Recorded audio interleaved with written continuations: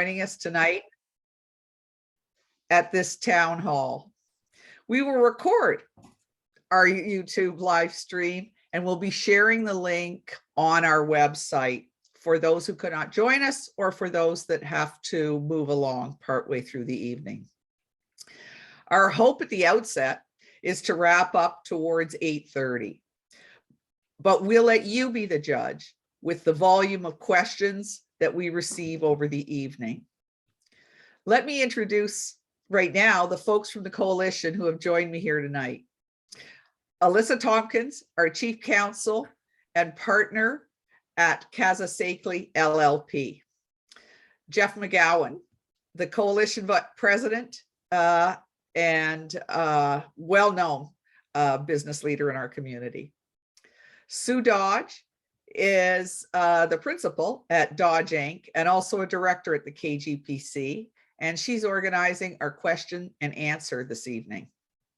And behind it all, managing the tech functions, are Karen Noseworthy, secretary to the KGPC, and Neil Thompson, a member of our board and the president of the Kanata Beaverbrook Community Association and the magician.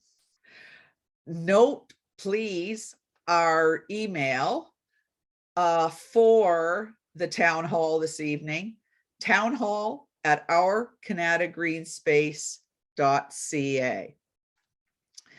And just a reminder, we've been collecting questions over the past week, and we're going to continue to review your emails at that address. And if we don't get to them tonight, we have every intention of following up with you, whether it's in one of our e-news or loading questions and answers onto our website. So please don't hesitate to feed us your questions. We'll find a way to get back to you. I'm going to signal Neil for my next slide, and we're going to get started. It's been 3 years into this battle to save the very essence of our community. 60 years ago, our famous architect, Bill Tarrant, had the good mind to develop a community that was to be premised in its green heart, living with the land, walking through it, not just on it, respecting nature, its brilliance, the biodiversity, and the strength of the streams and the ponds and our Canadian shield. Living with the seasons teaches life's lessons, change, and it does develop resiliency and tolerance, I believe. Living with our neighbors and sharing space respectfully. That's Kanata North. Live, learn, work, and play in one community with a forward vision. That's Kanata North. Embracing new technologies while holding our environment close. Also Kanata North. And along the way, building the largest high-tech park in Canada, ready to compete and explode globally around 5G and all of the economic growth it will bring. Next slide, please, Neil. Another vision of our Kanata. 40 years ago, a younger generation of Kanata leaders crafted the documentation that allowed the expansion, excuse me, of the Tarrant vision. They had a good sense to put it in writing. We cannot say those words and not mention Marianne Wilkinson, who I know is always watching and wishing us forward. They crafted a legal document, the 40% agreement, as we all know it now, ultimately endorsed by the Regional Municipality of Ottawa-Carleton to provide this community with the expansion it wanted, but to deliver it in an ethical context. Natural and open recreational space was not intended to be a vision. It was intended to be experienced. To ensure that end, they then deeded the right to use the property to every lot holder in what was then known as Marchwood Lakeside. Expansion began, the community flourished, schools were built, the golf course lands were carved out of the Marchwood Lakeside community, and more expansion followed into the 90s. Next slide, Neil. Just over 25 years ago, Clublink came to Kanata North and signed a purchase agreement for the KGC lands, which included accepting the 40% agreement and its restrictions and this beautiful space, accepting a restrictive covenant that identified the stormwater management function inherent on the land, and committing not to alter its grading. Unfortunately, Clublink seems to have decided to throw away these obligations. It no longer wants to share the recreational space and golf course services it agreed to provide. It no longer wants to provide the accessible open space it agreed to share. Clublink acts as though it does not have to honor any agreement, and it has found in Minto and Richcraft the enablers, the buyers, to extricate it from these arrangements. Integrity doesn't seem to matter, only the money. Let's talk about it all tonight, what we collectively and individually can and must continue to do about that. Let's get to it. Next slide, Neil. We know some of you really, really well. The Gen Zers in our community would call us besties. The coalition has fielded a ton of calls over 3 years. I should have logged them. I did not. A lot of listening and talking on street corners, sidewalks, school parking lots, cart paths, trails, Loblaws, even the library, Shoppers, Farm Boy, you name it. We talk about this issue everywhere. We've written and shared 55 e-news in the last 2 years. That's hard to believe, isn't it? You tell us they're valuable. We want them to be valuable. You tell us you rely on us to keep you informed and aware of what is going on. We believe it's critical. That's what keeps you engaged. That's our commitment to our supporters. Next slide, Neil. You may remember this night in November 2019 at Earl of March High School. Over 700 people from our community turned out for our first community meeting. Clublink and their friends were there too, sitting in the seats next to you, in the crowd among you, listening. How do we know that? They thought it important enough to have their lawyer report on it during the Ontario Land Tribunal hearing, which is just closing, just wrapping up now. In fact, they reproduced our correspondence with our mayor as though a community group writing the mayor and encouraging his support is a crime of some sort. And you can bet your last dollar that if Clublink is not watching tonight, their friends from Minto and Richcraft are in the audience right alongside you. I say that not because it will change what we say, but I think you know we may have to change how we say it. Their number one game plan is not building an organization bent on being the best developers they can be, consulting widely, designing creative communities with cutting-edge technologies, and then investing in their proposed communities. Instead, their plan is to obscure the path of consultation for communities who disagree, making it too hard and too expensive and just damn time-consuming for you and the community to raise your voice and have your say and be heard in a way that will deliver the kind of change that will design community resilience. We hope the KGPC has helped you with that. Next slide, Neil. Tonight, however, we're here to update you and say, after 3 years, we're about to round the corner in this long trek, and we're heading in to the last mile. On the next slide, I want to introduce you to the topics I'm going to speak to tonight and say how grateful we are for your company and your choice to share your valuable time. We're going to ask for your help tonight. We need everyone to pull together for this last mile. I'm going to start with an update on the Ontario Land Tribunal, Neil, if you move to the next slide. And it is almost behind us, with final written submissions due to the panel tomorrow. It is not designed for community participation. And this is a problem that the community has had with it from the beginning. It is not a vehicle to consult or engage with the community, but it is designed to force developers and municipalities to come to agreement, to drive development forward. Municipalities attend by legislation, the Planning Act. The KGPC saw the OLT as a necessary investment to backstop the city with quality expert opinion and ensure there were good oppositional arguments to the Clublink proposal.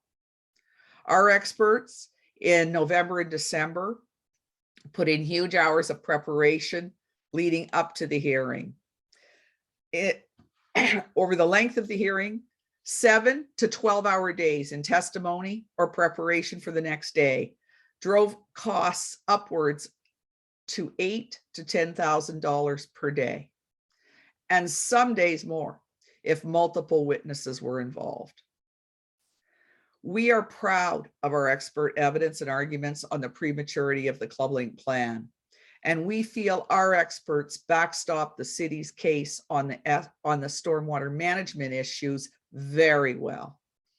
On the issue of the environment, the environmental assessments and contamination remediation plan, we are shocked to this day at the city's laissez-faire approach to site contamination and its management.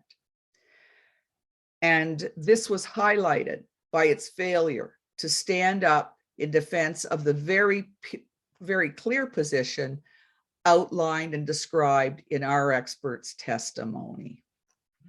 Having said that, the OLT is primarily behind us now, and we will have to wait for a decision.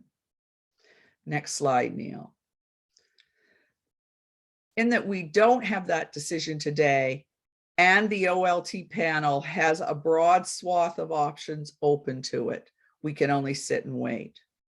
But we are working deliberately every day on this file to keep our community in what some describe as an awful game.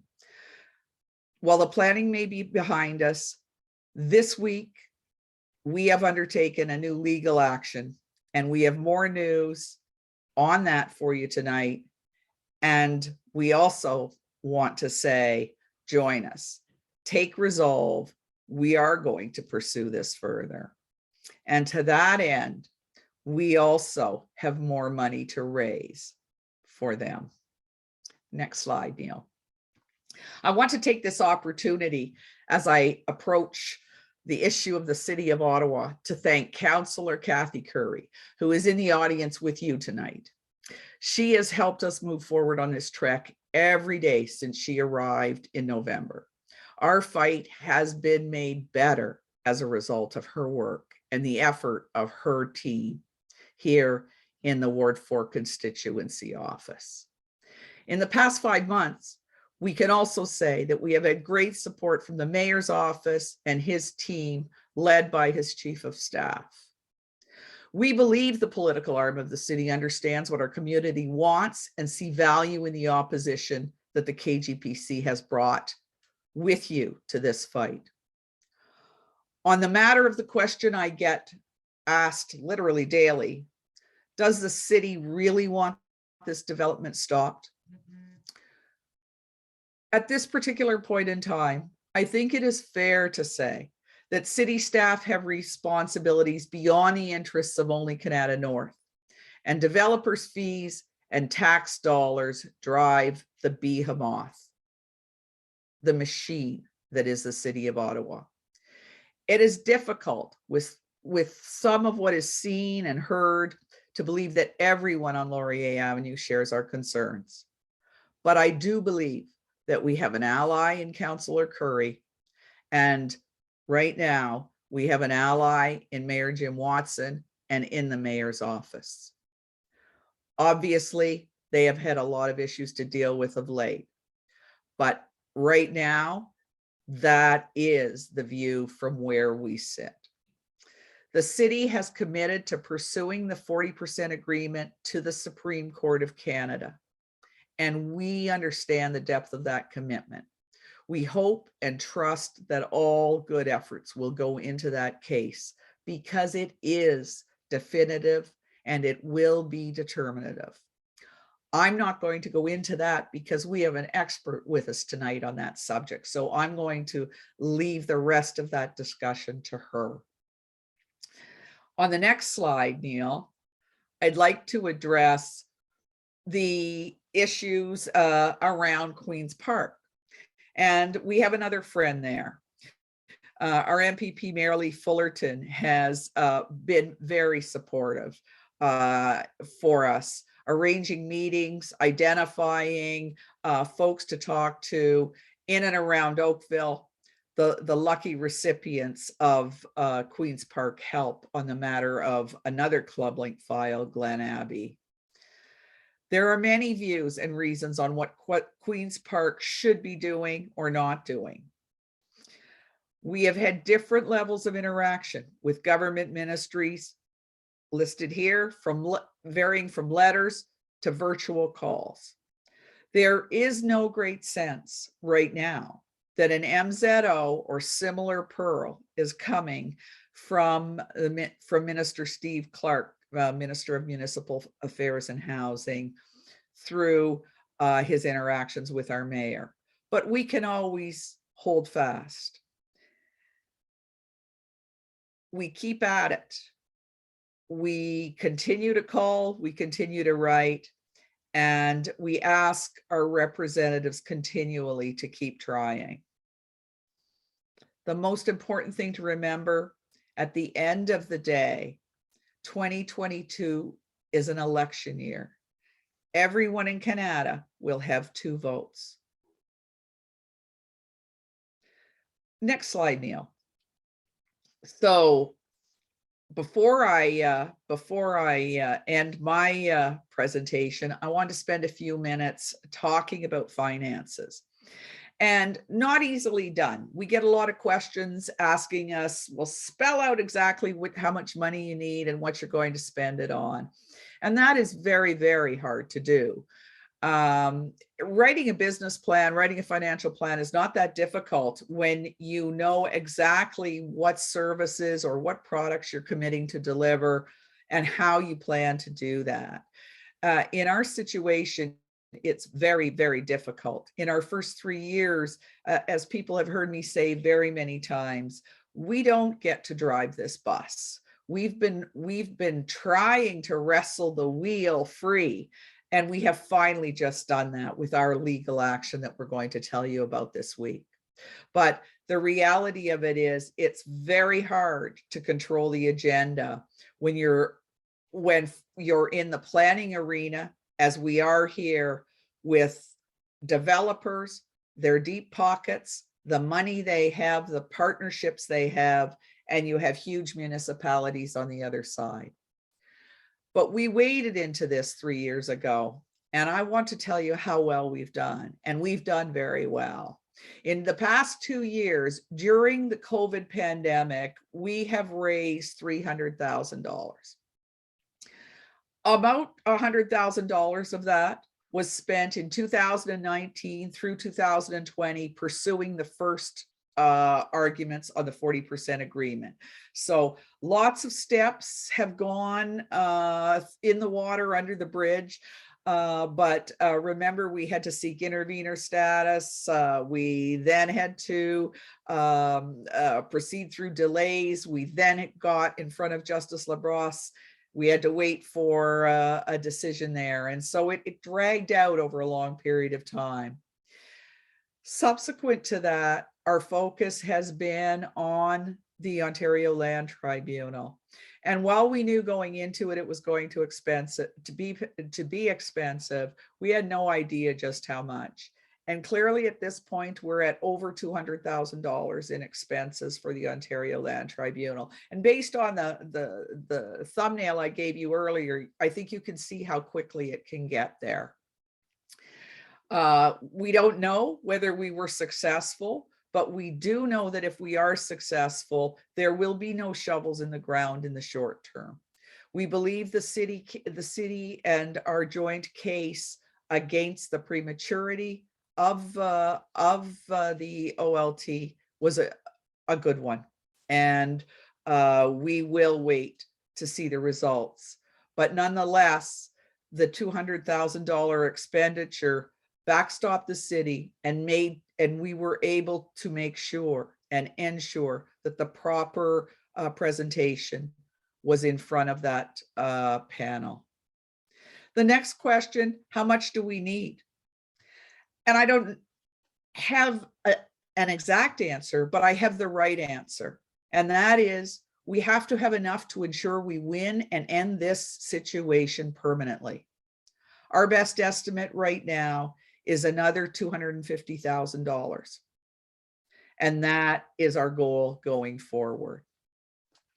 Next slide, Neil. We haven't filed our 2021 year-end tax return yet. We just closed the year on December 31st. But here's a couple of clips. I just want to remind you how steadfast we are in our efforts. In 2021, fundraising generated only about 40% of our total revenue. The rest of it came from donations. So we are what you are. Without you, the coalition will not be able to carry forward, quite simply. Will this get easier if the pandemic is behind us? We hope so, because that number is almost the reverse of what it was the year previous to the pandemic, when we had the luxury of the revenue from our gala event. Next slide, Neil, please. And this is just a slice of our expenses. What I want you to take away from this is the seriousness with which we approach our expenditures. 12% of our expenditures last year were on events. They are delivered backstopped by volunteerism. Tens of thousands of volunteer hours have now been put in by this coalition. The most important part of it is that fully 84% of our revenue has been driven directly towards procuring the expert professional services we need to win this. And you need to know that we intend that to continue. We will continue to be a volunteer-driven organization, and we will continue to ask for your volunteer efforts, and we will need to continue to ask for your donations. Next slide, Neil.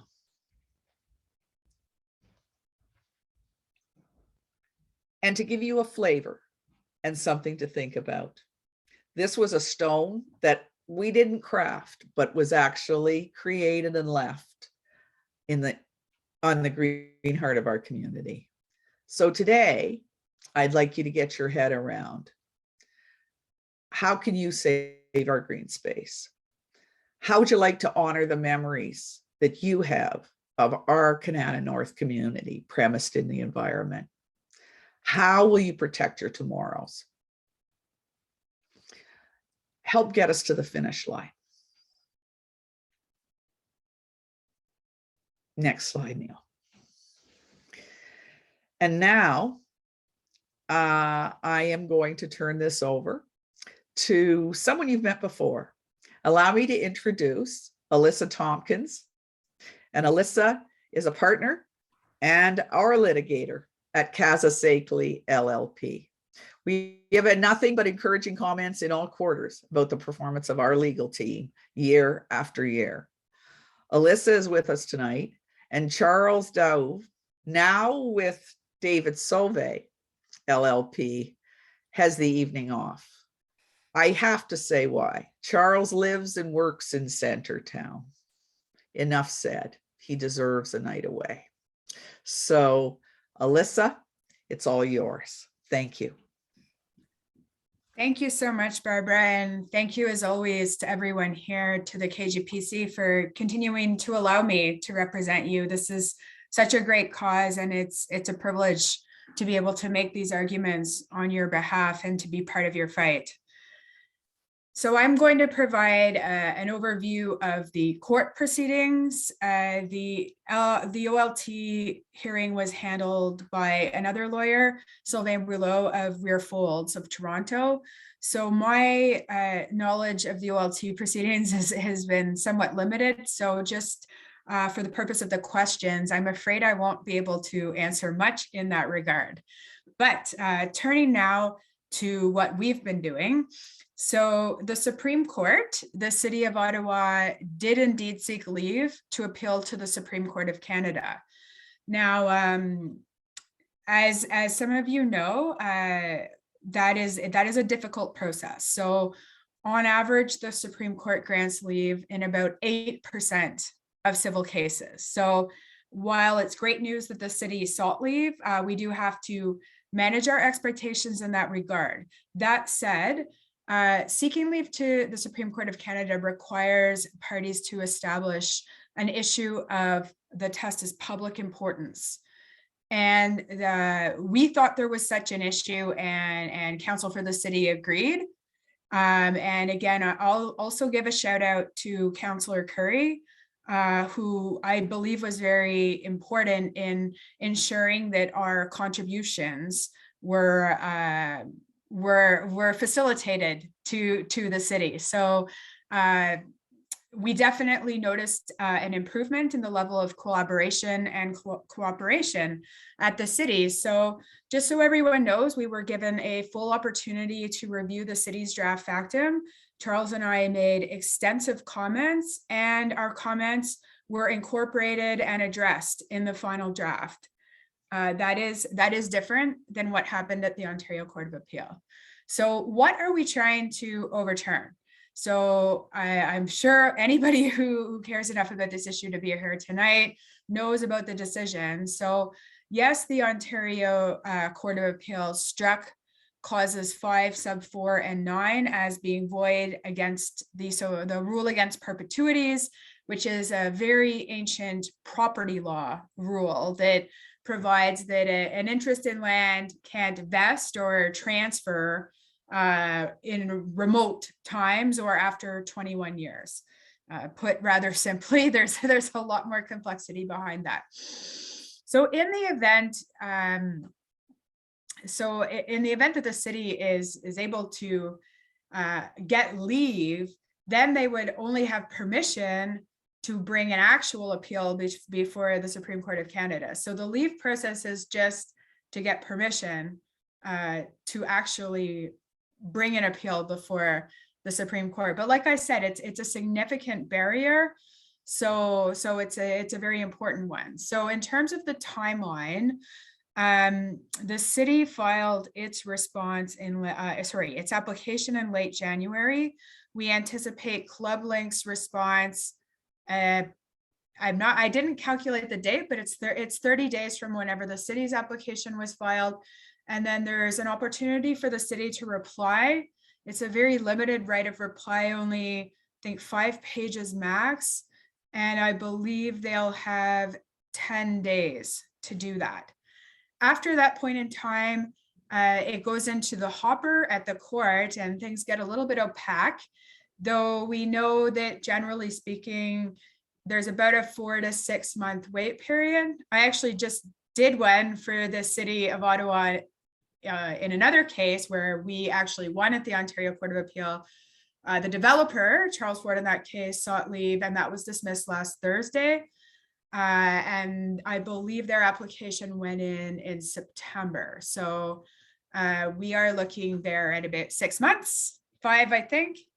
I know that because my baby was born in August and he's 6 months. So if their application went in September, it's 5 months, but that's about the order of time that we're talking about. So that's happening. In the interim, some of you may remember that because the Ontario Court of Appeal only struck clauses 5, sub 4, and 9, the question remained before the Court of Appeal, well, what do we do about the rest of the agreement?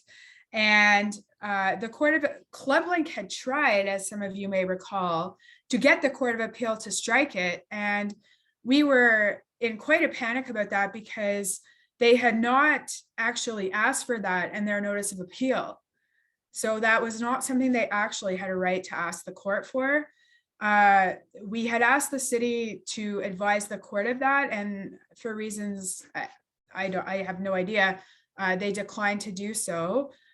We were initially, when we decided not to intervene, it was on the basis that we didn't think the court would ever do that. So I'm very pleased that they didn't, thank goodness. But Clublink nevertheless tried to make an end run. So that's really the type of, when Barbara talks about unforeseen things coming up in this litigation, pretty much anything that Clublink can do, they have done, so as to make things more difficult for us. So that's just a reality of dealing with a deep-pocketed opponent, but it's something that we have to respond to.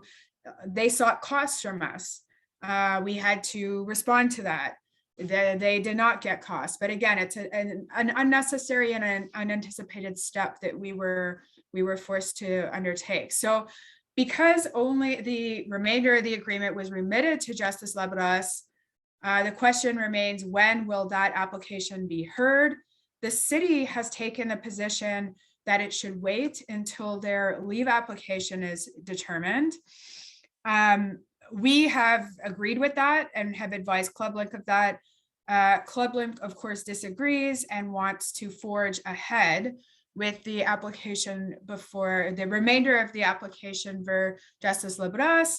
And consistent with what I just said about them, they have already signaled that they are going to contest the coalition's standing to even make submissions on the enforceability of the remainder of the agreement. And some of you may recall that at the initial application hearing way back in July 2020, we're the ones that actually made that argument, not the city. So we were the ones that originally argued that those provisions could be severed. That was the argument that we called severance. Clublink responded and we replied. The city did not take a position on severance. Finally, on reply at the very end, the city advised the court that they supported our position on severance, but that was our horse in the battle. And the reason is we said we don't care about clauses 5, sub 4, and 9, because we say the rest of the agreement creates a restrictive covenant for the benefit of the community. And the court said, I can't deal with this right now. You're going to have to start your own application. So we're going to come to that. But coming back to this issue of the enforceability, the first step, I believe, will be our submissions on why we should be allowed to make submissions on this point. And I will, of course, point out that, well, we've already made submissions on this point. So there'll be other points made as well, but I'm not going to disclose them at this time for reasons of solicitor-client privilege. But the next step is March 1st. There's a case conference. Clublink demanded it, and Justice Labras has vacation that week, but has agreed to hear us at 5 p.m. And Clublink will undoubtedly insist that this must proceed urgently, and the city is going to say it needs to wait until our leave application is determined. We'll support the city, but again, our ability to really influence the process is a bit limited when we're the intervener. So we're lucky here that we're supporting the city as opposed to trying to drive the process itself, particularly when we're going to have to make submissions to be included. The last thing I would want to do is suggest that, you know, it's inconvenient to us. But obviously it's wasteful to proceed with this while the city's leave application is pending. And that's the submission that we'll make, that, you know, we're a community funded organization and we don't want to waste legal fees on an issue that may become moot in the event that the Supreme Court grants leave. So given that, you know, the leave is the initial hurdle, we'll definitely pitch it as we should wait for leave. If the city actually gets leave, then I suspect everything grounds to a halt. Next slide, please. So Barbara and I have both alluded to this. So indeed, yesterday, the coalition filed and a notice of application was issued. This is the coalition against Clublink. So the city is no longer involved. This is us directly against Clublink. And that, of course, brings cost concerns as well, because not only is the coalition responsible for its own costs, but in the event we're unsuccessful, and we believe we're going to be successful, that's why we're doing it, but the coalition is now more exposed to a cost award. So again, this is really taking the bull by the horns. And as Barbara said, we're driving the bus now. And we've done this because, so these two restrictive covenants we originally raised in our application, in the city's application. There's one arising from the 40% agreement. And those are the arguments that I made at the July 2020 application hearing that Justice Labrosse eventually said, I don't think I have enough evidence. The city won anyway, but coalition, you should bring your own application. So at the time we said, the city won. So, you know, there's no point in us wasting our resources on that. And we wanted to spend our money best supporting the city at the Court of Appeal and now in their leave application.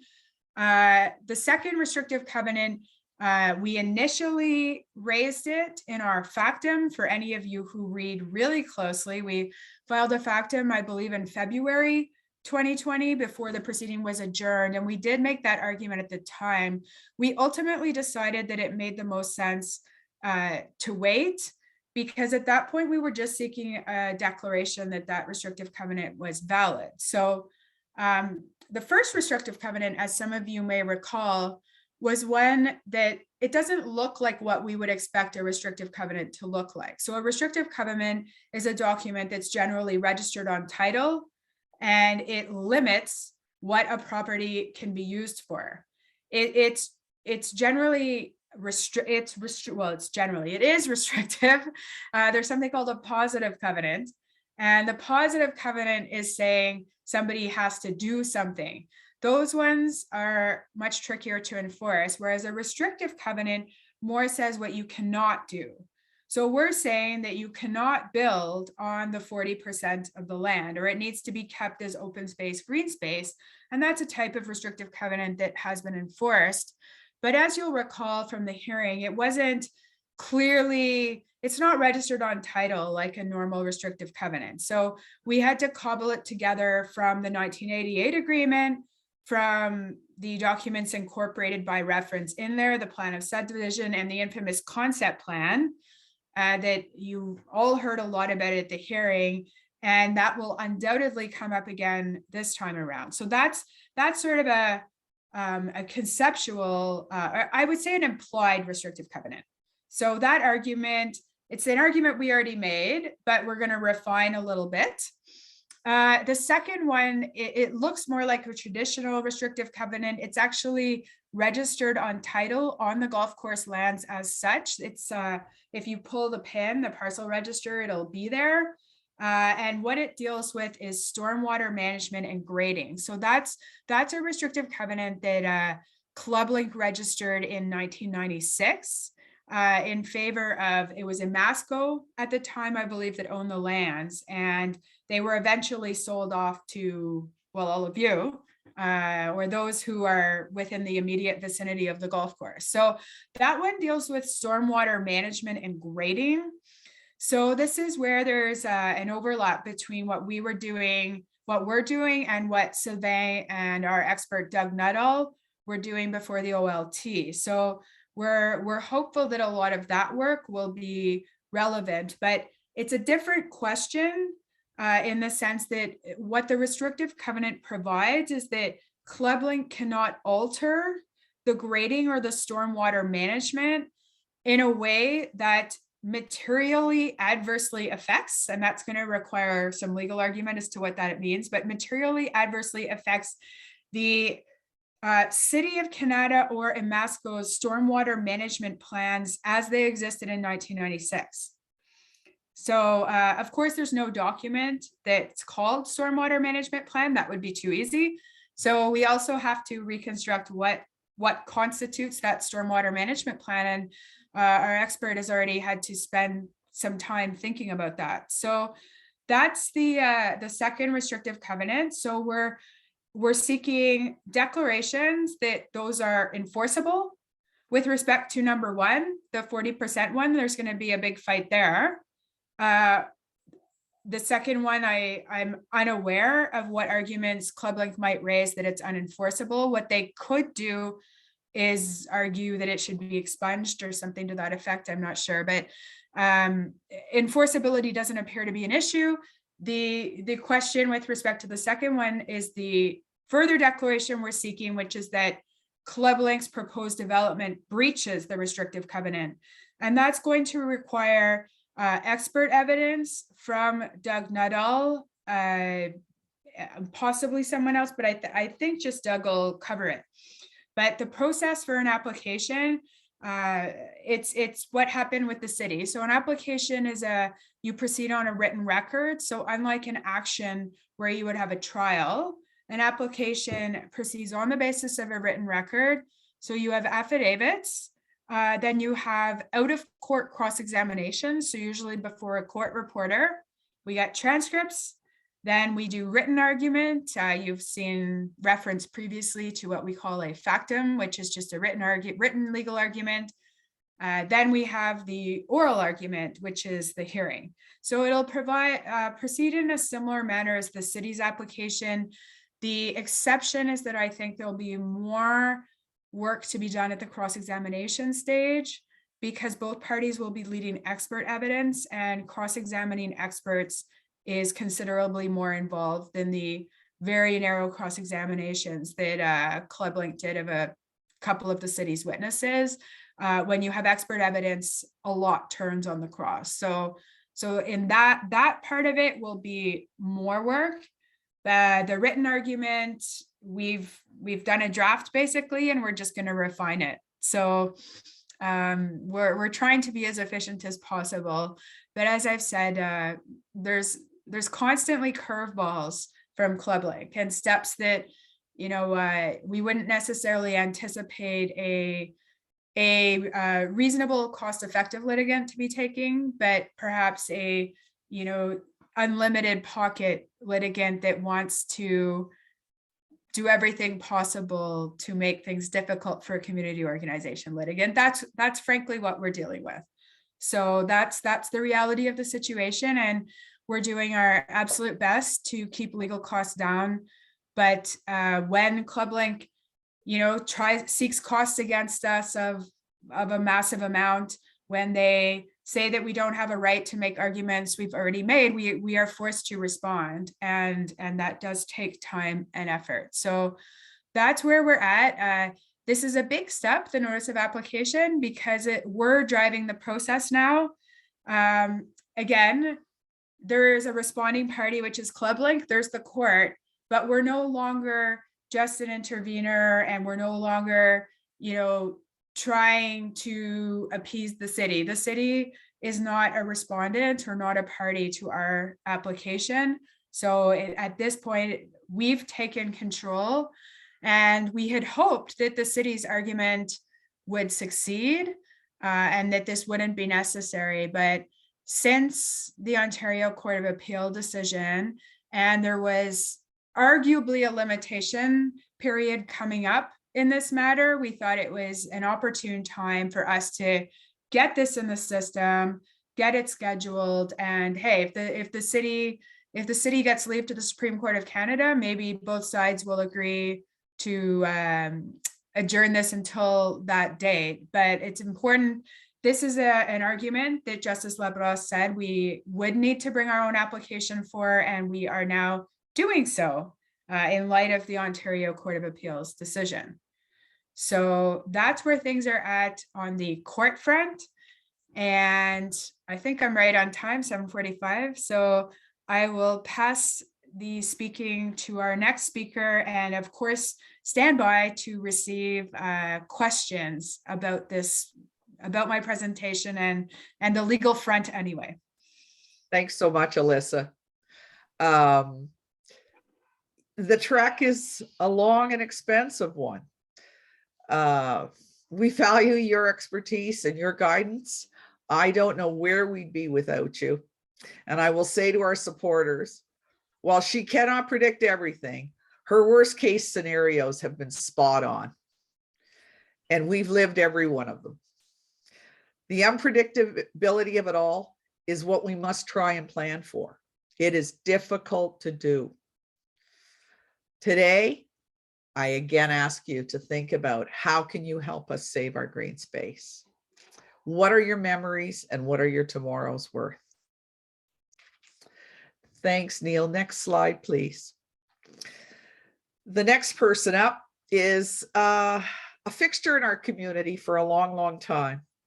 Jeff McGowan and his partner, Bobby, ran a pretty prestigious Remax operation, which surely has given him and her both an incredible level of awareness on the residential market and what we're living and what we're facing here. He has an update for you on some of the possible impacts if Clublink is successful, pushing for profit and destroying the very essence of our community. Over to you, Jeff. Thank you very much, Barbara. And thank you, Alyssa, for your excellent presentations. I think that, well, I'd also like to thank all of the people who are watching this for not only your interest, but dare I say, your commitment to preserving our community. And I think you can all agree that based on what you've heard so far, we've been busy defending the community. My task this evening is to talk about the potential impacts, and I would even take it a step further to say the more than probable and definite impacts that will occur should Clublink be successful in being allowed to proceed with their development proposal. And I'd like to lead off by talking about lifestyle and enjoyment of the green space. This is going to be a daily thing that everyone's experienced in the community.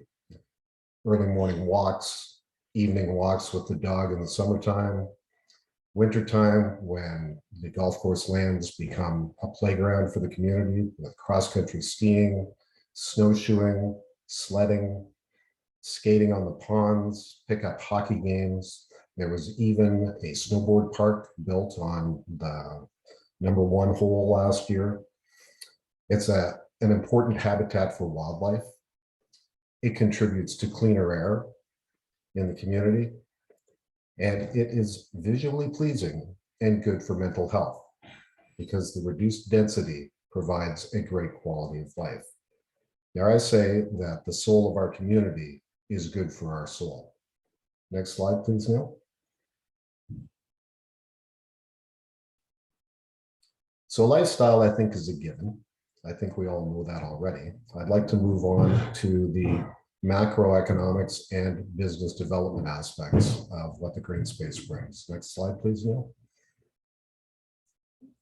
The Kanata North Technology Park is a world-class institution. It's known worldwide. It's a major contributor to the attraction of world-class talent in our city. It's a significant player, and the economic benefits that it brings to the community don't stop with just the employment of the people working in the technology sector. They spill off in many ways in service sectors, retail, and supporting all of the people in the community as an affluent and well-trained, professional, white-collar workforce. People are attracted to Kanata, and we are well known as a great opportunity in the tech sector because of the lifestyle that we offer. And our green space is a major major contributor to that. So that definitely needs to be considered in any discussion about impact. If we lose the green space, we lose a competitive edge. And I think that's very important. If I could go to the next slide, please, Neil. Real estate is, for those of you who know Bobby and I, been our living for the last 38 years. We've done a lot of business in the area, and I think we're pretty well qualified to speak to what the impact is likely to be on real estate. On principle, I believe that it's wrong that buyers were assured that the golf course green space was protected by contract, and now we're faced with the current challenge. Homeowners invested in this community in good faith, and that good faith must be defended. In a hot market like we have right now, buyers may look the other way with regards to potential negative issues around a real estate transaction just to secure a home in a tight supply market. This is evidenced by the acute run-up in home values over the last while.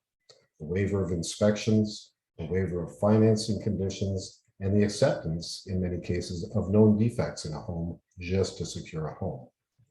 This is not a normal condition, and it reflects one end of the market scale. Next slide, please, Neil. The other end of the market, there are more homes for sale than there are buyers, and only the most aggressively priced, unique, or impeccable homes will sell. Prices often decline in these markets. Next slide, please, Neil. The more common market is the balanced market. Supply and demand are in balance, and prices usually rise roughly at the rate of inflation. This is the most common type of market in the Ottawa area. We are a stable city. We are usually not subject to the wild swings that you might see in other markets. So that's real estate 101. How does this impact the development proposal and the effect that it will have on real estate values? Next slide, please, Neil.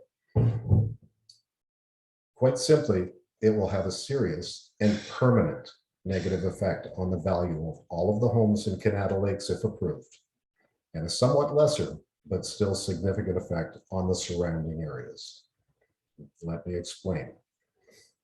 When the last golf course view lots were sold in Kanata Lakes some 15 years ago, they commanded a $130,000 premium over the value of non-golf view lots. So to be clear, a home or a lot on one side of the street was fetching $130,000 in land value more than the identical size lot across the street. The neighborhoods of Bridlewood and Kanata Lakes were developed in the same time frame beginning in the 1980s, with several builders offering the same floor plans and finishes in both neighborhoods. Identical homes were priced higher in Kanata Lakes on comparable non-golf course lots. If we move forward to today, golf view lots in the Equinell development in Kemptville currently command a $100,000 or higher premium over non-golf course lots. Now, it's a fact that property values are greater in Kanata than they are in Kemptville. Value is partially determined by convenience, access to amenities such as recreation, shopping, our downtown core, the airport, train stations, etc., etc. And that's why you've often heard that the three most important features in a home are location, location, location. The conclusion to be drawn here is clear, and it's based on the well-defined principles of property appraisal. If this development is approved, golf course homes will lose a minimum of $100,000 in value in a balanced market, and possibly more. Non-golf course homes will lose somewhat less. We would estimate in the order of $25,000 to $50,000 due to reduced desirability of the neighborhood. If we lose features, it's not as desirable to a buyer. Property in the surrounding areas of Beaverbrook, Village Green, Kanata Estates, and Heritage Hills, to name a few, will feel a lesser financial impact, but they will still be affected. We at the Kanata Green Space Protection Coalition have been working diligently to protect the community's interests legally, morally, and financially. We've invested thousands of hours of time and hundreds of thousands of dollars to work towards those ends. And now we seriously need your significant financial support to continue the opposition, as Barbara has said several times. Now is the time to step up and defend your important investment. I believe that it is reasonable to ask for every homeowner backing on the golf course to contribute $1,000 to protect their investment, and for every homeowner in the area to consider a minimum $500 contribution. We all pay far more than that to protect our vehicles, to buy extended warranties on appliances, etc. It just makes sense to protect your home value. For those of you who have said to us, when you need the money, just ask, I will write you a check. Well, my friends, now is that time. I would urge you to talk to your neighbors who may not be attending the town hall tonight. Tell them it's time to support the Green Space Coalition. It's important. Your community needs your support. It won't be easy, but together we can save our neighborhood. And I'll pass it back to Barbara at this point. Thank you. Thank you so much for that, Jeff. And if I can make you feel better, we've had, while you did that presentation, $3,000 come in, Jeff. So I know that we have also had a very strong week financially with the announcement. So folks, you too can make a difference. We realize what we're asking because we're asking ourselves to make those donations too. And we recognize that the time to make the donation, the time to invest in the work that the coalition is doing is now. Tomorrow may not come. We have taken the fight to Clublink, and we believe there's an argument here to be won. And we believe there's a community to be defended. And we know there's an economic future in Kanata North that is worth protecting as well. So please, if you have any more questions, the email address for tonight is townhall@ourkanatagreenspace.ca. We're a few minutes ahead of time. We are certainly here till 8:30, and we're happy to stay a little longer. Neil, do we have another slide? Could you remind me, or we're just at questions and answers now, I think. And I should turn it over to Sue Dodge, who is going to handle that. Our panel's all going to light back up, I believe. And we're going to try and field some of the questions that have come in over the past week and some of the questions that have come in tonight. So Sue, thanks so very much for doing this. Okay, great. So I'm not sure who's going to answer some of these questions, but let's start with this. Let's start with this one. I think Alyssa should do the legal ones. Okay, well, we'll do that. All right, Alicia, in plain language, what is a restrictive covenant? Plain language, that's a very difficult challenge for a lawyer. It's a property law, I was about to say instrument.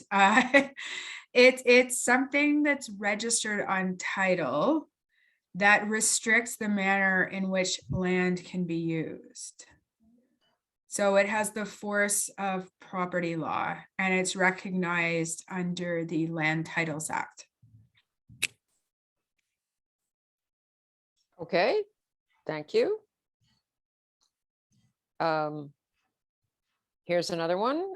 I'm not saying who these are from. I hope those people don't mind. I'm not sure who should answer this question. So the question is, the Court of Appeal of Ontario stated that Clublink started exploring the development of the golf course lands for residential and open space purposes. This raises two questions. What open space development has Clublink put forward? And is Clublink interested in increasing the membership? I presume this is a golf membership, given they earn more money with development. Has Clublink done anything in recent years to increase the club membership? First part of the question, maybe I could take a crack at, because I spent every day for several weeks monitoring the OLT. I'm going to try and be unbiased in my answer, but it is a little bit difficult. What we have now is 70, almost 71 hectares of open green space. Clublink and its designers were happy to tell the OLT tribunal that 30% of their proposed development is still green space. Even though they've been instructed not to, in that calculation, they've included stormwater management ponds, which the city will fence and are not available for public use. They will not be swimming pools or ponds or a place to go float your boat. They are a functional stormwater part of the stormwater management system.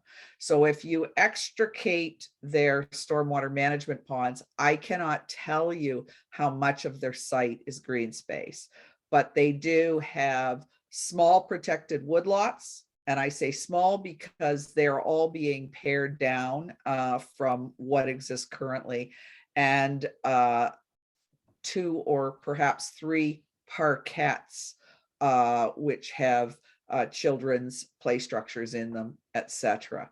So that is what is being called green space. And if in your mind you're scratching your head and say, well, how does that get anywhere close to 30%?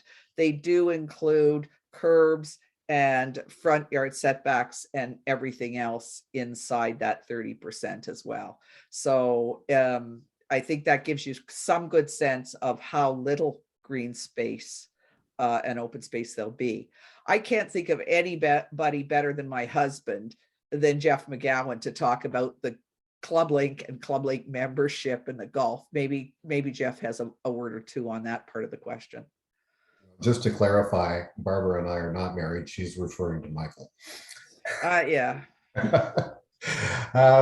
Just as an addendum to your answer, Barbara, in terms of the percentage of green space, I can tell you that I believe the Ontario Municipal Act requires 5% green space in a new development.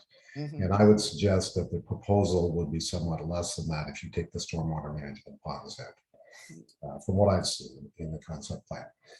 To address the golf course question, I can tell you that I'm pretty well informed on that, as I am a member of the Kanata Golf Club and have been for nigh on to 30-some years now. Clublink has not been actively pursuing new memberships. They have been selling some new memberships because one of the interesting byproducts of COVID is that golf has boomed. Not only in Canada, but right across North America. And golf tee times and golf memberships are difficult to come by now. So Canada is designed to have roughly 425 full-time members. We currently have about 320 because they've capped sales. We had sales guy pretty well. He's been told don't sell any more memberships. So I think that's about as direct an answer as I can give there. They're not selling memberships, but we're taking donations. And Jeff, we just got 2 more $1,000 donations. Just saying, guys. Nice. Come on, Kanata North. You can do this. You can do this. Bring on the question, Sue. You're doing a. Oh, I was just going to interject too that from a legal perspective, what the status of the membership is not relevant. Clublink led evidence on this point at the application, but we never cross-examined it because it's not relevant. The agreement allows them, they can desire to discontinue the operation of the golf course. They don't need to Like it doesn't speak to what the reason is, or it doesn't say that, you know, if the golf course is unprofitable or anything like that. So that from a legal perspective has never actually been relevant. Good to know. Okay. Good to know. And here comes another $1,000 coming in. Thank you so much, Alyssa. Sue, bring on the questions. Okay, this is a question for Alyssa. Why are the chances of getting to the Supreme Court so slim? It's just because of the number of cases that the court can hear in a year versus the number of applications. So I'll note that the number of cases they hear in a year has been going down. So I was a law clerk at the Supreme Court of Canada way back in 2007, 2008, and the court regularly heard at least 90, sometimes over 100 cases a year. They're now down to 50 or 60 cases a year, but they get hundreds of applications. So they only hear the ones that are truly issues. The test used to be national importance. They've actually broadened it to be public importance. So if you had a really important issue in one province, it could still get leave. But basically, you're looking to show the court that there's something that requires its urgent attention. So usually things like conflicting Court of Appeal decisions. What you don't want is to just say the Ontario Court of Appeal was wrong. We need to say not only they were wrong, but it creates a whole level of uncertainty in the law. And look, BC says something different, and now people aren't going to know what to do. So the court is very selective just because there's so many cases. Plus, criminal cases have a different test. If there's a dissent there, they have an as of right appeal. So the court's docket is very full with criminal law cases as well. So that's why we end up with, like I said, on average, 8% a year of civil cases. Alyssa, that was an excellent answer. It earned $1,000 donation. Harley, my 12-week-old Newfoundlander, that's him barking in the background. He probably sent $1,000 if he had it too. Sue, away you go. Okay, Great so job. I don't know who wants to answer this question, but it's been a question that I've had. So the city planner stated that there was no need to amend the city master plan in order to proceed with this development. However, apparently our experts believe that this can't proceed without a change. I can probably speak to that, and then maybe Alyssa can follow up on it. It's my understanding that, and I think you're talking about the official plan, not the master I plan. think it's the official plan, yes. That they're So it's my understanding that the official plan references the 40% agreement, but that it is not formally ensconced within the official plan. And I think that the city continues to believe that the 40% agreement and the unsuitability of the site for development should preclude any development in the area. And they're not relying on the official plan as a firm stop on it. We had taken the position that the 40% agreement was in the official plan as a matter of policy. We said, in fact, the city couldn't tie its hands contractually, which is one of Clublink's arguments. We said, no, they did nothing of the sort. It was there as a matter of policy on its own. And that to develop it, they would need to change that. That's certain. We made that argument in passing in court, and I believe it was consistent with Dennis's report. Dennis Jacobs tied it as well to the entire situation with the green space master plan and a reference within that as well. So there are interpretations, and it is interesting. I wish we had Dennis. We'll do another town hall, and we'll bring our other experts in as well, because these town halls are valuable to people. We had just crossed with that little dialogue another $3,000. So I think it is important for people to hear that there is confusion about this issue, but our expert, Dennis Jacobs, was actually the person in the position of directional policy through that official plan development. So it is hopeful. And I would suggest that the city's view has softened from the beginning of the process to the end of the process as to how opposed they are to the official plan amendment. So I think there is still some discussion to be had there.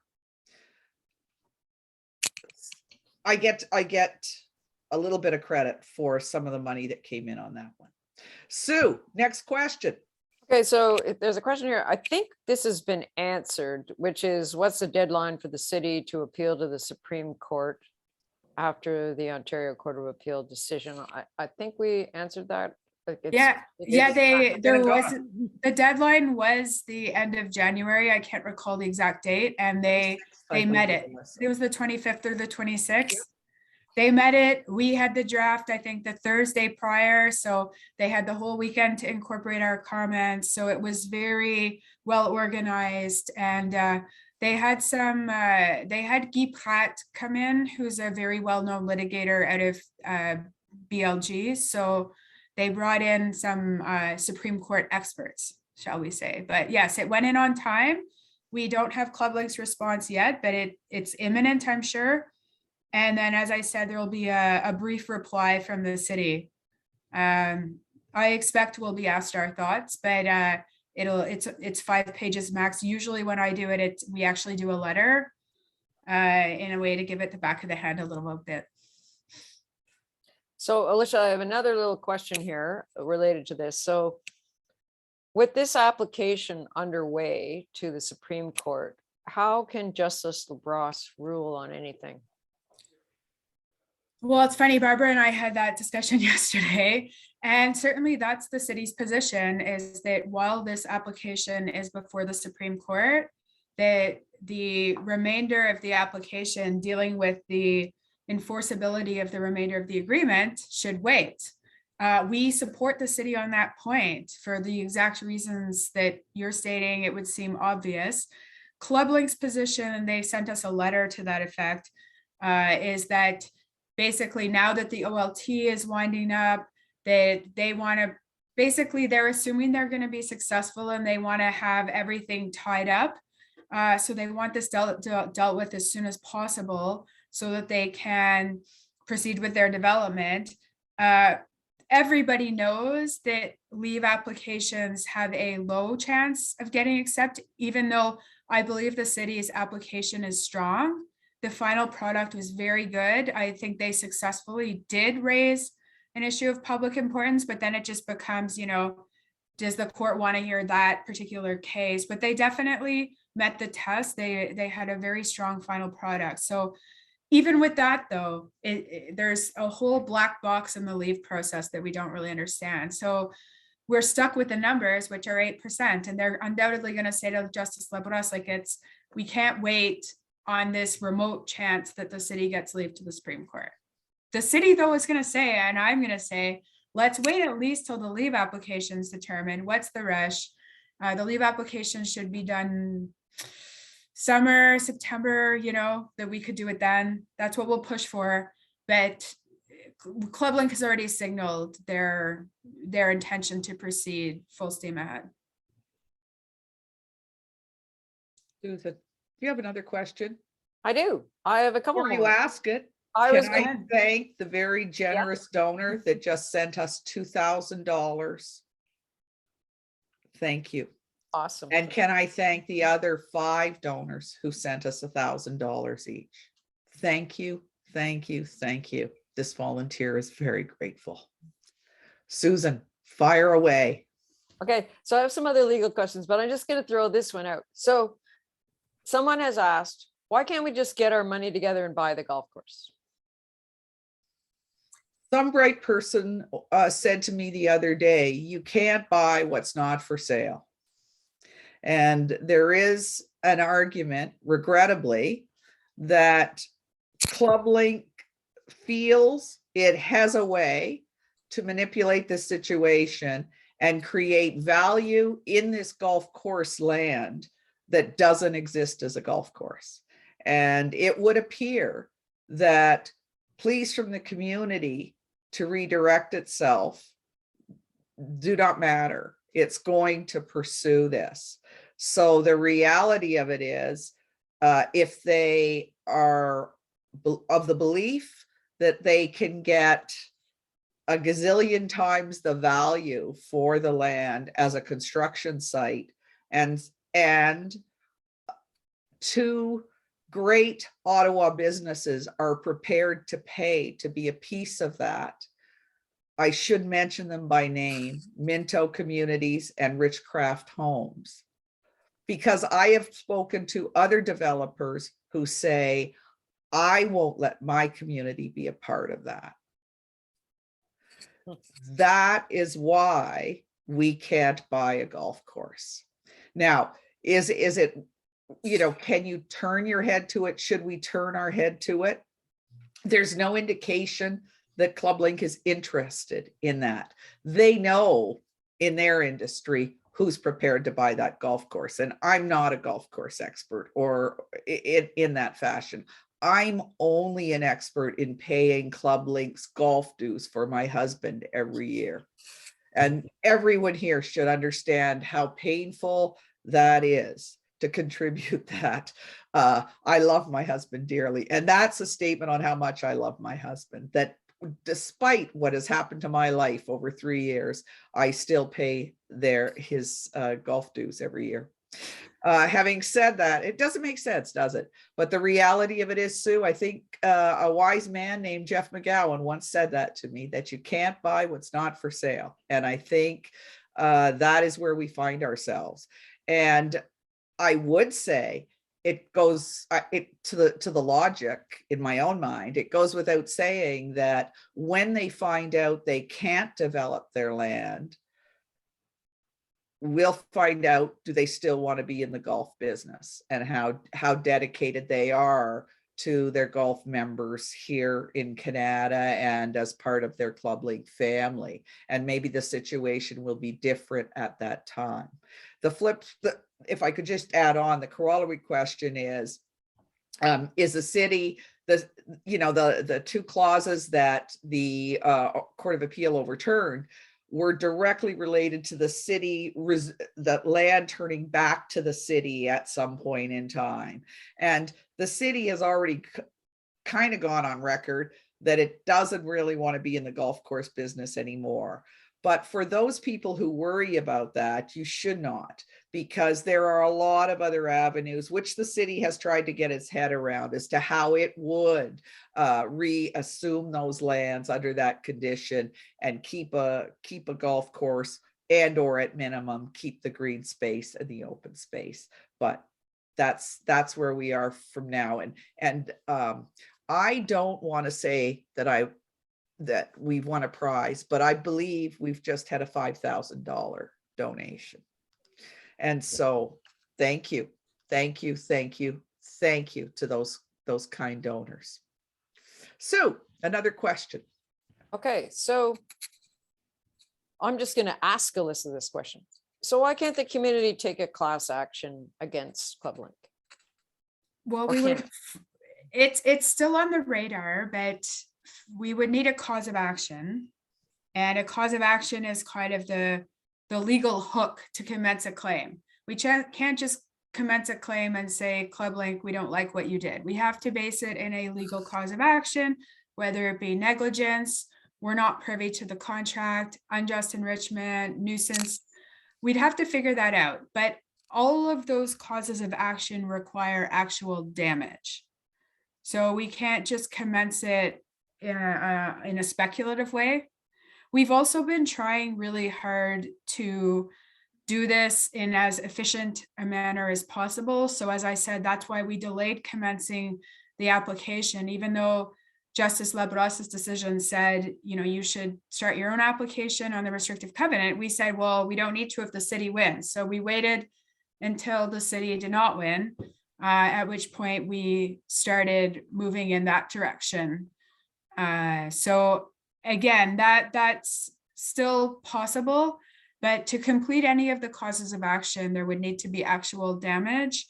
And I'm not sure exactly how we would define damage yet. It would depend on the cause of action. Well, whether it's a shovel in the ground, whether it's a loss of land value, But at this point, I don't believe there's damages. So no limitation period has started ticking. And I'm sure when it does, if and when, like, that's when we'll turn our minds in more detail, because it's going to have to be creative. There's no cause of action that immediately springs to mind, but you know, I was creative, and I read enough that I believe there's a restrictive covenant, and I believe that it does exist, but I had to sort of piece it together from a different things. And once I did that, I believe the elements of the test are all satisfied, but it's the same kind of analysis would need to go into the cause of action for a potential class action. But yeah, basically most civil causes of action require damages. So, and surely a class action would not be seeking a declaration either. You would want and sadly the damages would be compensatory. So that would mean that, you know, we were unsuccessful in the other veins, and we're at that point seeking compensation for the loss of your green space. Speaking of that, Sue, if I could jump in again, we've got a note here that just came in. I've lived in Katimavik for 27 years. Losing the Beaver Pond Forest to the same cause was painful enough. How do I donate? And I have a slide about how to donate, but the simple way to do it, folks, and we'll get to it in a minute, but if you're trying to donate now, it's our website, ourkanatagreenspace.ca, and on the home page, there's a green donate now here button. Thanks, Neil. We take e-transfers. We like e-transfers because there are no service fees, and all of your donation fights Clublink. Automatic deposit, no codes. It goes to treasurer at ourkanatagreenspace.ca. The information is right there on our webpage. We also take checks. The address is on the website, and we'll collect your check if you would prefer it. And credit cards as well through our GoFundMe site, but your donation is reduced by the service fees. So once again, ourkanatagreenspace.ca, and thank you again for the $5,000 donation. Sue, any more questions? I have some more questions. So here's one that I actually think is a pretty good one. I'm not sure who's going to answer it. So someone writes, I read recently something about the Ford government blocking a development in Willowdale because it was unsuitable. Did Janice Jacobs not say that this planning application was not infill and was not suitable design, given the nature of the homes which surround it and are Kanata in nature? Would this be a possible attack strategy or defense strategy? I can answer half of that, because the proposed development in Willowdale was actually a modular development designed to house 76 homeless people, to be built on some surplus land in an existing subsidized housing development. So I don't think the parallels are there between us and that, but I'd be interested to hear Alyssa's comments on what she feels in terms of the strategy might be along that line.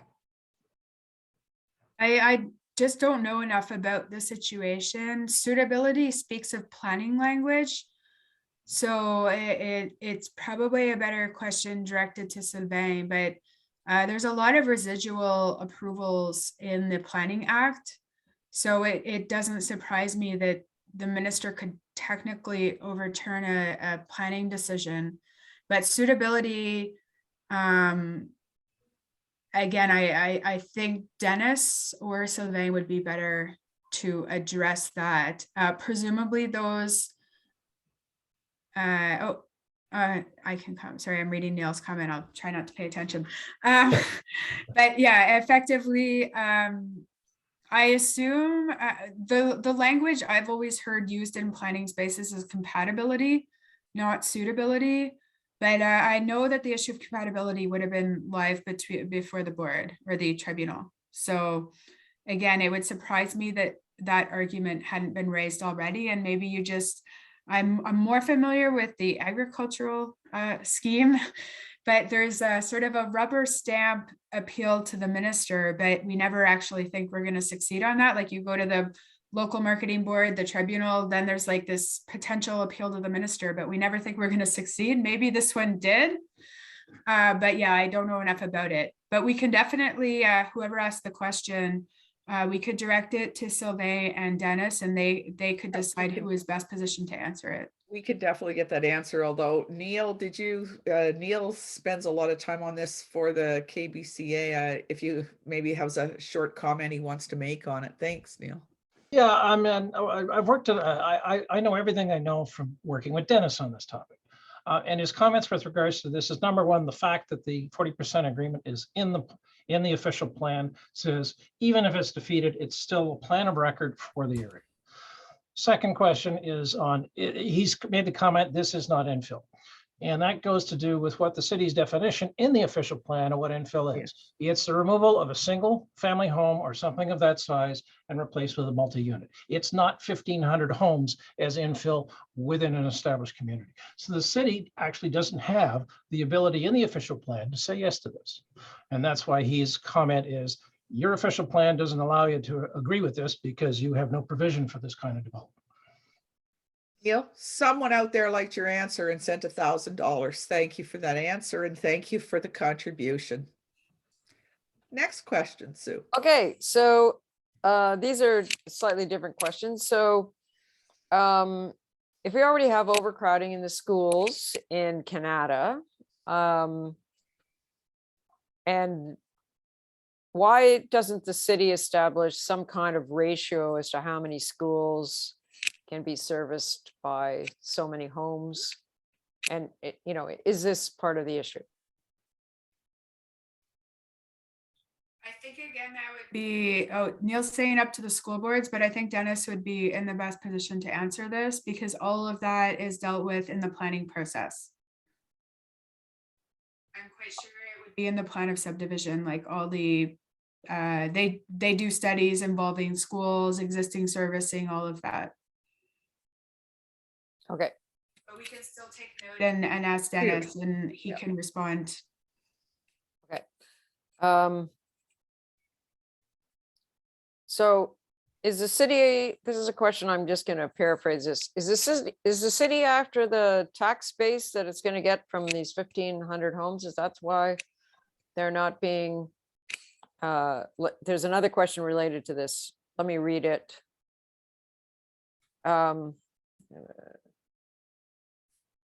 It's a lot of questions here. Hang on. Okay, so this question is, what is with the city? They seem to be very weakly represented at the OLT and the appeal. I almost feel embarrassed for them, but more importantly, they don't seem to be really helping in our fight. I'd like to take the first part of that as it relates to the city's desire for revenues, and then pass it over to Barbara for the second half.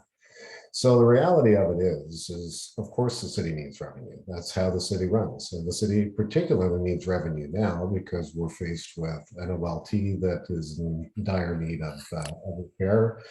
We've had COVID, we've had a convoy occupying our city for the last 3.5 weeks, and attendant costs there. But to say that the city needs development on the Kanata Golf Course lands or any of the green space protected by the 40% agreement, because it is more than just the golf course lands. There are other parcels of land that are involved with that, primarily around Kazelle Pond. I think it's a spurious argument at best, and just a false argument. And the simple reason is they don't get any more development fees or taxes out of homes built on those lands than they would out of homes built on the over 8,000 approved lots in the Kanata area right now.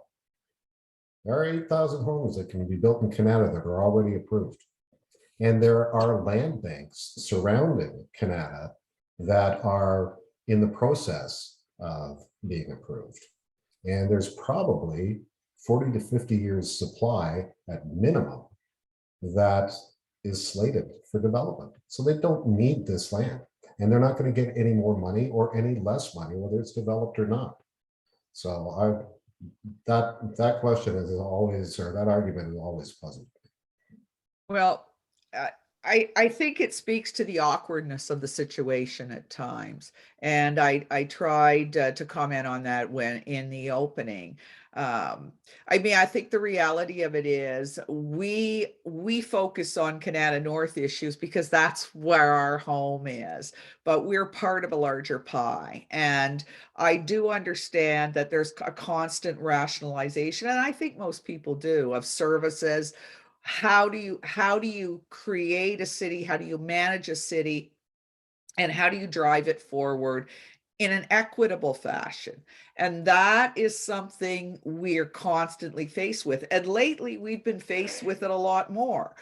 I can be honest with you, as I work as an advocate for Kanata North across Ottawa and with our elected representatives, I've had them say to me, you folks, you're a bunch of rich white people that live on a golf course.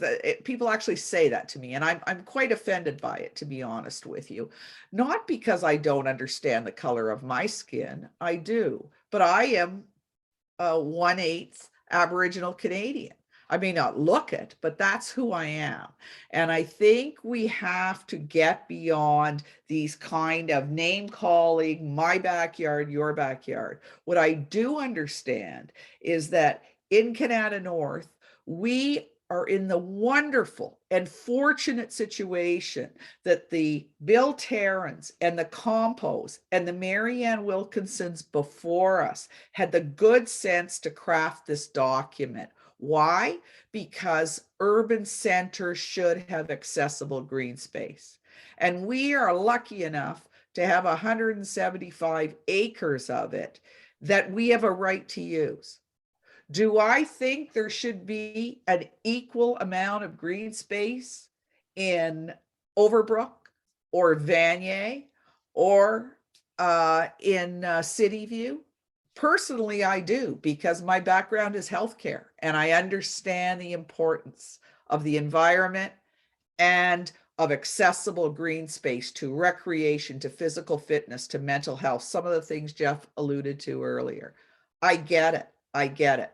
But none of us win if we let organizations like Clublink and their current partners, Minto and Richcraft, operate in this kind of way in our city. Our city doesn't win. We certainly don't win. But more important, the residents in the rest of Ottawa don't win. And the representatives that are fighting for fairness and equality in the rest of Ottawa, they don't win either. So that's my long-winded spiel on, yeah, it's about tax dollars. It is about tax dollars. I agree. But we also have to recognize there has to be a fairness and there has to be a recognition to what communities want. And you don't have to think hard. Communities and residents and taxpayers now see the value in environmentally appropriate policy to protect our climate and protect our ability to live in these urban settings. And Barbara, if I could Thank just you. speak on the equities, I think the distinction, and I live in Westboro, I'm an Orleans girl, but I live in Westboro now, where there's a great deal of intensification. There is. Our ward councillor is saying, I have intensification, why shouldn't you? Well, to me, the equities are that you thought that you were protected by the 40% agreement that Clublink assumed. It assumed those obligations when it bought the contract and when it bought the golf course. And that was provided for in the original contract, that it could only be sold if the next purchaser agreed to respect the agreement. So when I moved to Westboro, I knew full well there could be intensification. There is constantly. I live in an infill property, a semi-detached home, but none of you bought your property or chose to live in that community with that understanding. So to me, that's the part that some of them are missing, that it is what makes our case singular, Alyssa, and I do point that out to them. But that doesn't mean we're not open to understanding what it looks like to other people. Oh, agreed. But the reality of it is, you're quite right to remind us all. at the center of our particular argument is not just the value of green space. It's deeds to land that lists and shares that entitlement of access. And Clublink acknowledged it and undertook that, and they're trying to walk away from it. Thank you, Alyssa. So I really only have one other question, which is about, See, it's 8:35. Maybe we could squeeze it in. well, so it's about whether maybe we should find people to run in various capacities with the city and the province that support our cause, to make sure that we, like, is that necessary, or are our liaisons strong? Maybe we could all take a crack at the question, but I'll gladly give you my thought, because I say, hell yes, this is a democracy. And I think that the best communities are the communities that have quality representation. And that goes to my former argument about fairness. Some communities, it's hard for them to get fair because it's hard for them to get good quality representation. And I think that what we do need to do here in Kanata North is reaffirm with our representatives that we have quality representatives. And I suggest in some cases we certainly do, but we also need to reaffirm to them how important environment is to us. And I know that several of them tell me that they get it, they understand it. Kathy Curry certainly does. She tells me she gets this issue. And this is her a key issue for her. Doesn't mean she doesn't struggle with others. But yes, I think it is important. And I will tell the table that and our supporters that I have reached out to the Liberal candidate, given that there's an election coming up in June. I have not heard back from Shanaz. So I'm trusting that in some good course, I will hear from them and we can have that discussion, because my answer to that question is hell yes. If this is a central issue, if this is so big an issue that homeowners in this area are going to pay upwards of $10,000 and more a year in property taxes. I don't know all the numbers, but these are the numbers that are put to me. And then yet again, we have to go and fund these kinds of legal actions to protect ourselves. Then I say we have to keep double checking with who is representing us. I agree. I think Yeah. Barbara said it well for all of us. I have nothing to add to that. Thanks, Jeff. Yeah, my observation is that since we've had Councillor Curry on board, I have sensed an increase in cooperation from the legal team at the city. That's my observation. I read into that what you will, but that's something I've observed. And it's been helpful. It is helpful. It's really helpful as a community advocate to be able to talk with someone and get their support and get their commitment, and then see it followed through. And I think every taxpayer and every resident in every community deserves that at all levels of government. Is that it? Well, there's one that just came in. I'm just going to ask the first part of it, which is, what is the relationship between our action against Clublink over the restrictive covenants and whatever Justice LaBrosse will eventually be asked to consider? Oh, I'm afraid I didn't make that clear. That's an excellent question. So yes, the hearing before Justice LaBrosse is essential because there's two restrictive covenants. One, the stormwater one, we'll park that one. That's going ahead no matter what. That's the one that deals with materially adversely affecting this 1996 stormwater management plan. Park that. The other one we say arises from the 40% agreement, and we say it arises from the other clauses. So section 3 that sets out the 40% principle, the section 7 of the 1988 agreement that provides that it runs with the land for the benefit of the community. So if Justice Labrosse strikes down the remainder of that agreement, we have nothing left on that front. There's no more clauses.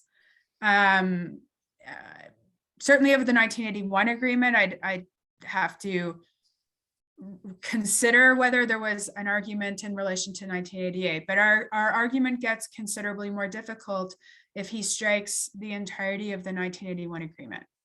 So we definitely don't want that to happen. And it's one of the reasons our submissions that we should have standing to make submissions on that point are so important as well, because the community's voice absolutely needs to be heard, given that we say it creates this restrictive covenant for our benefit. The restrictive covenant has nothing to do with the city. It's Campo basically tied his hands or his company's hands for the benefit of the community, which is the landowners that are now all of you. So that's a great question, actually, and I had meant to highlight that in my presentation. So thank you, whoever asked that. But yes, that's why the logic of it makes sense that the Labrosse hearing on the remainder, I think it should proceed after the city's leave application, then our applications, which has the 2 restrictive covenants, but that's a separate court proceeding. And I'm not sure if Barbara has circulated it yet, but we did get the stamped version from the court that has so it'll have a new court file number than the city's application. No, we haven't circulated because it came in late yesterday, but I will be putting out an e-news this week, and we will put a link up on the website to the actual documents so everyone can read it for certain. It is just a notice, though, it's a notice of application, so it's not our legal argument, which will come later in the factum. Just in case everybody finds it's quite high level, that's appropriate for a notice. Wonderful. Okay. So Barbara, I think that's kind of it for the key questions. Thank you, Sue. Thank you for doing this. I think and we're at a good point where I think we can look to wrap this up. Neil, if you could take us back to our slideshow. I thank Alyssa and Jeff for sharing that with me. Thank you so much to our generous donors. This has been particularly special and particularly overwhelming in some ways tonight. So I am going to let Neil just take us back to where we should be. I'm not sure, is this, I think we're back a slide, Neil, no?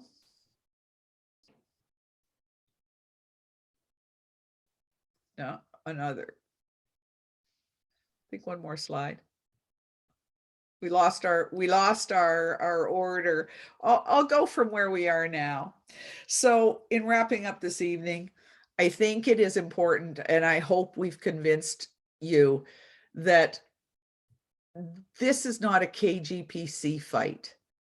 We alone cannot defeat Clublink, but our community will. And we need your help to do it. We're approaching the end of this long trek. And yes, it's been long, but we have been narrowing that focus, the planning focus, the legal focus. And together we're starting to hone in on what will be the end. Next slide, Neil. I do want to remind everyone that Neil, thanks, Neil, that there is an opportunity for you to do something today and help save our green space. And if not today, I would ask you to reflect on this. If you've got a question or a concern, I would be happy to spend time with you. Please call, please email. You do anyway. Please stop me at Loblaws. It doesn't matter. Harley and I will be soon out on the golf course and for our walks. And I'm happy to talk about it with you. Honor your memories, honor your tomorrows and the tomorrows of your grandchildren and your family. Help us get to the finish line. $1,000 may not be something you can afford tonight, but $500 matters. $100 a month matters. And in fact, we're going to get back to you about a program that'll let you do that too, because we'll still be at this for a while, and we realize that. Thank you very, very much for your support. Neil, I think our next slide reminds everyone of our website addresses again, if I'm not mistaken, or yes. So just a reminder, our website, you can donate 24/7 at ourkanatagreenspace.ca. The homepage, there's a green donate now button. It lets you sign up for our e-news. If you're not signed up for our e-news, please do. It's our best way to communicate with you, and also sign up for our social media, our Facebook pages, because sometimes when things are happening in a hurry, we spit information out there. So e-transfer checks, we'll gladly pick them up, and credit cards as well. Thank you so very much. I think there's one more slide, Neil. And again, to Alyssa, Jeff, thank you very much for helping with this tonight. Karen and Neil behind the scenes, and Sue for a great job on questions and answers and parsing them on the fly. We really appreciated that. Folks, help us finish this. This is something you deserve and our community deserves. Please stay with us. We need your support. In the meantime, always take good care. Stay safe. Good night, Kanata.